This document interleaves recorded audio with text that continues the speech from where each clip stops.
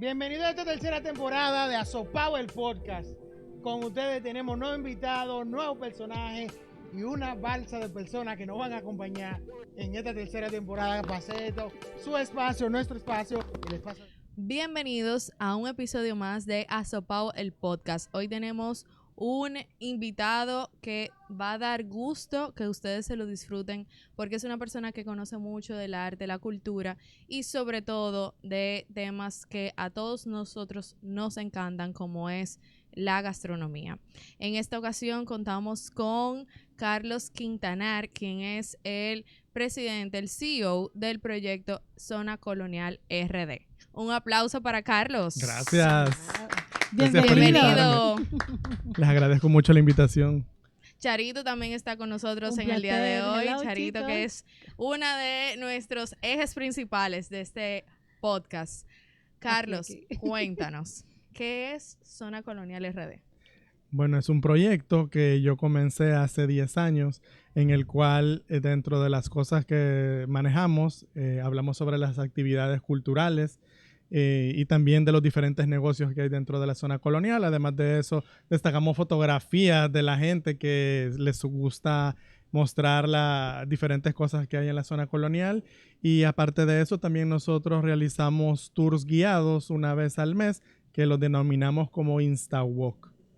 Wow, pero eso me parece chulísimo, Perfecto. súper interesante. Perfecto, mira Carlos, antes de comenzar, yo entré o comenzamos a hablar, yo sentí que como que te ataqué con la pregunta de que no podía creer o pensaba que no podía, como que tú no podías ser extranjero o interesarte en cuanto a la zona colonial. Yo decía, tiene que ser un dominicano que se interese, pero tú me sorprendiste con que tiene 20 años aquí, es decir, ya tú eres súper dominicanísimo y más como tú hablas también, ya tú estás Aplatanado. aplatanado. Y me doy cuenta que tú eres del Salvador. Sí, correcto. ¿Cómo te interesó? ¿Qué te motivó a hacer eso de la zona colonial? Porque, como te digo, me sorprendió que nosotros como dominicanos no nos interesa o no nos llame tanto la atención como a ti.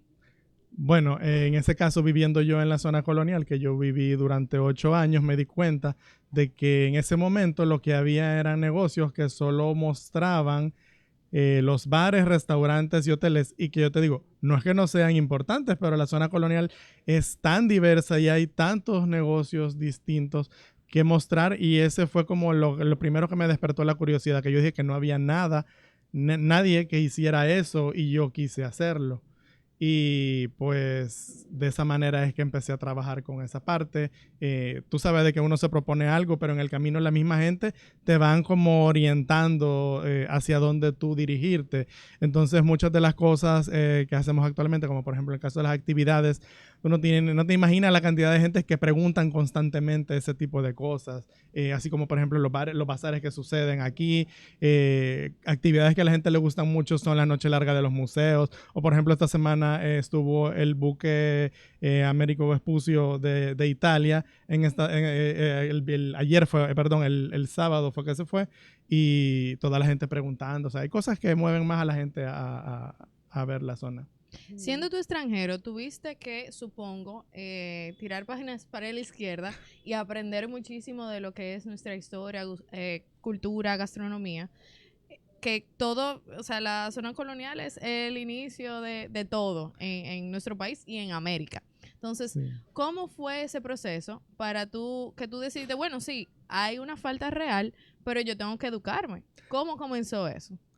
Sí, bueno, en ese sentido es como tú dices, había que informarse y saber mucho sobre la historia. En el camino yo he ido conociendo personas, no solo que trabajan en los negocios, sino que también en los museos, gente que trabaja en el Ministerio de Turismo, y ellos mismos también hemos aunado fuerzas, y ciertas cosas que quizás yo no tenía dominio en ese momento, pues la fui aprendiendo en el camino, y eso me permitió pues poder ir respondiendo a las necesidades que la gente estaba teniendo en ese momento. Aquí en la zona hay muchos personajes, por decirlo así. Hay personas que uno se le encuentra en la calle, personas que uno va a ciertas localidades, museos, y cuentan una historia de forma natural, orgánica. ¿Tú has podido conectar con esas personas? Bueno, los conozco, pero no es que nos manejemos como directamente. Y sí, existe una institución aquí que ha querido regular la narrativa que hay en cuanto a lo que algunos, o sea, hay guías turísticos como tal, que ellos quieren, o sea, que esta institución, que es el Clúster de Santo Domingo, los ha formado y educado para que en algunos casos no pase de que estén mal informando a la gente, porque es la única oportunidad que los turistas tienen de estar en contacto con el país y saber su historia. Entonces, ellos no son quienes, o sea, los turistas no son quienes para decir, ok, pero lo que él me está diciendo no es cierto. Y ha pasado, porque no solo yo, sino que otras personas lo han oído. Entonces, por eso es que se dio ese caso de que llamaron a este grupo de personas y les dieron un curso, vamos a decirlo, para que tuvieran la información correcta. Hasta donde... Perdón, Dale, Charito.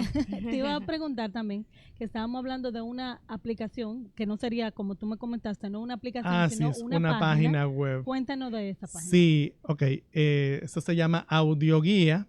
En esa página, tú lo que puedes encontrar son 26 audios de diferentes puntos que están aquí en la zona colonial, que eso se hizo con el objetivo de que tú no necesites un guía para tú poder recorrer la zona, sino que están en español, inglés y ruso, y tú puedes accesar a cada uno de esos audios. Hay un mapa también. Lo encontré muy interesante. Sí, y eso te sirve, claro, no es una información así tan detallada porque son audios que yo creo que el más largo son 2 minutos, pero con esa información ya tú tienes por lo menos algo con lo que tú puedes comenzar. Y si acaso te visita alguien o tú por tu cuenta, porque si bien es cierto, uno sabe un poco de la historia, pero no es algo que uno la maneje así como con ese dominio. Entonces, tener esa información a mano pues es bastante útil.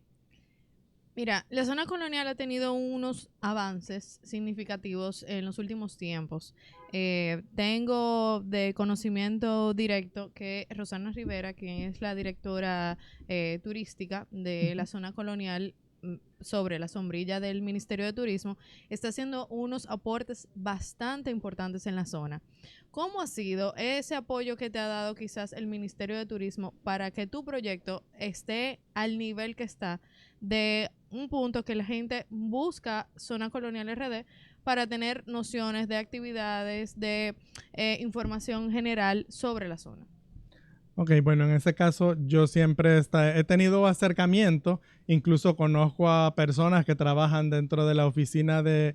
Hay un proyecto aquí que se llama Tu Ciudad Colonial, que ellos están dedicados a través de un fondo que se consiguió con el banco, el BID. Uh-huh. Entonces se hacen unos diferentes trabajos con los cuales la intención es poder proyectar a la zona colonial y que la gente haga suyo este espacio para diferentes tipos de actividades, además de los remozamientos que se están dando en las calles, que yo creo que se han dado cuenta que eso es algo a largo plazo. Hace unos años atrás se hizo ese trabajo, pero en otras calles, ahora es en unas diferentes. Y hay un proyecto también a futuro que también se va a intervenir la calle El Conde. Entonces, en ese sentido, se están haciendo ese tipo de trabajos. Y yo pues ofrezco mi plataforma para que tanto ellos como cualquier otra institución o negocio que esté interesado en mostrar y hablar sobre este tipo de informaciones, pues lo puedan hacer a través de nosotros. Y qué importante que tú dijiste eso, pero yo quería preguntarte también, Carlos, ¿qué es lo que más te gusta de la zona colonial? Lo que más te gusta, lo que más te marcó. Incluso tú me estabas contando una historia sí. de tu sueño, de tu, ¿cómo le dijimos? Tu déjà vu, exactamente, del sueño que tú tuviste cuando luego llegaste aquí. Y... Sí, lo que pasó fue que, bueno, el sueño era que yo tuve un sueño de la época, o sea, que era como el año 1500 en el Museo de las Casas Reales. Yo no sabía que ese lugar era porque era la primera vez que yo venía para acá y pude identificar el lugar porque después cuando yo fui, yo vi una estatua que está en un patio español y que yo la reconocí y o sea, se me erizaron todos los pelos cuando yo vi ese lugar. Entonces, la zona colonial, en los 8 años que yo viví aquí, me sentía como que hubiera vivido toda mi vida. O sea, me sentía como en mi casa. Que nosotros somos cómodos, Sí, o sea, exacto. Entonces, y la mejor manera también te puedo decir que de conocerla es, no necesariamente viviendo, pero sí caminándola, porque si tú vas en vehículo, no te puedes orientar con facilidad. Así es. Desde tu experiencia y perspectiva, ¿cuáles son las debilidades o oportunidades de mejora que tiene la zona colonial? Bueno, mira, hay cosas que, como por ejemplo, la gente critica mucho lo del asunto de la basura, vamos a decir, como por ejemplo un punto particular. Okay. Y yo que viví aquí, o sea, no te puedo decir cómo está funcionando actualmente, pero yo entiendo que sigue siendo así. La recogida se da con frecuencia. Lo que pasa es que al haber tantos negocios y también no, o sea, ves como una mezcla de falta de educación, vamos a decir, por un lado, y también de no tener la estructura, o sea, porque puede ser que esté la recogida, pero no hay quizás unos tanques donde tú lo puedas colocar, porque por ejemplo en el caso de la calle El Conde, hay unos tanques que se cuelgan en un poste. Son muy bonitos, pero son pequeños, entonces eso se llena de una vez y no hay facilidades. No hay facilidades, entonces oportunidades hay muchísimas, porque en realidad estamos hablando de que al ser la primera ciudad en muchos sentidos, que tuvo que la primera iglesia, que el primer convento, que la primera universidad, entonces al tener tantas cosas, es importante que que se pueda proyectar de esa forma y siento que todavía se está trabajando en eso para poder llegar a ese punto porque siento que todavía falta mucho de eso. O sea que englobándolo, para ti el tema de la basura y la proyección a nivel de la zona colonial son los puntos más relevantes hasta el momento que se deberían tomar en cuenta. No, o sea, sí, pero hay más. Lo que pasa es que no los tengo, no los traía anotados, pero sí.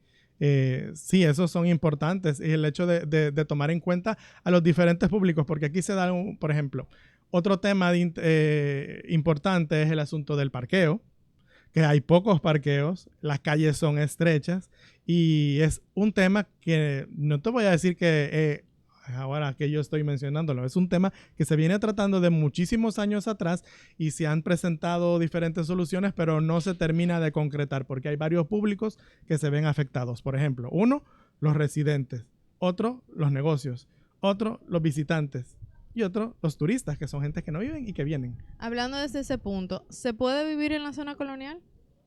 Sí, todavía se puede vivir en la zona colonial porque de hecho algunos de los residentes lo que te dicen es que les gusta vivir aquí y que a futuro no está en proyecto que la idea sea que se vaya la gente y que esto sea completamente comercial. De hecho, parte del atractivo es ese, porque por ejemplo, un caso que se dio en la calle El Conde fue que en su momento se pensó con que en el primer nivel fuera comercial, pero en los segundos niveles, en los siguientes, los mismos dueños de los negocios vivieran ahí. Entonces, seguía habiendo un movimiento, no es que fue lo que se dejó de dar, porque ya casi no vive gente ahí.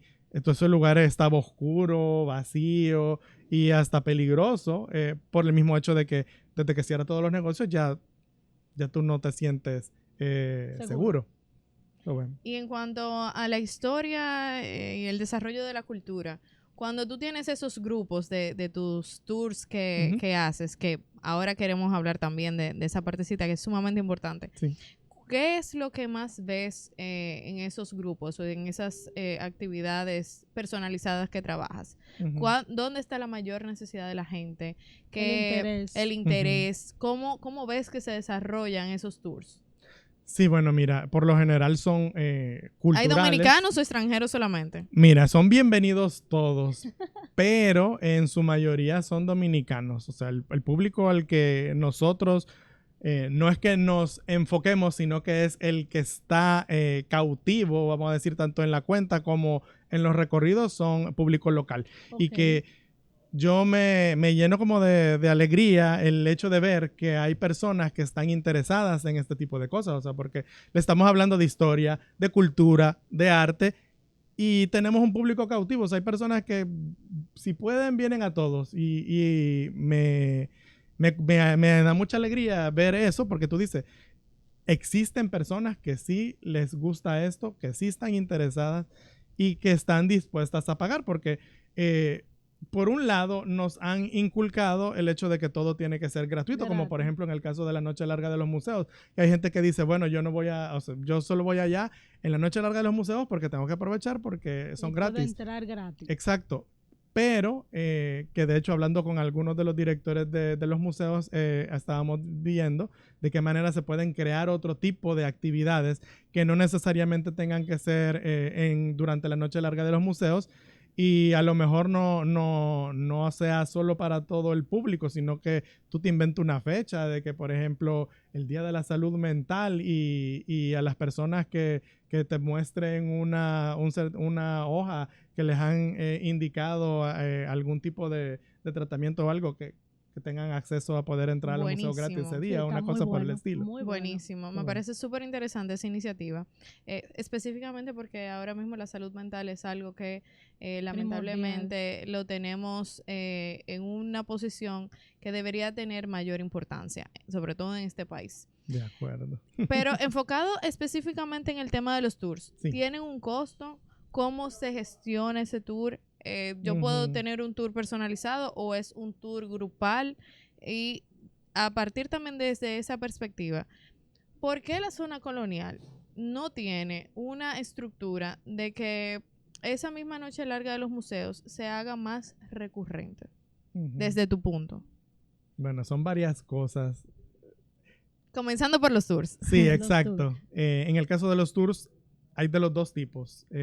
Tanto los que nosotros organizamos es una vez al mes, hay una temática distinta. Soy yo directamente el que arma el tour. Yo contacto a los diferentes lugares. Se arma una ruta que de alguna manera pues todos los puntos te vayan llevando en una dirección para no ir de un punto a otro que estén muy distanciados.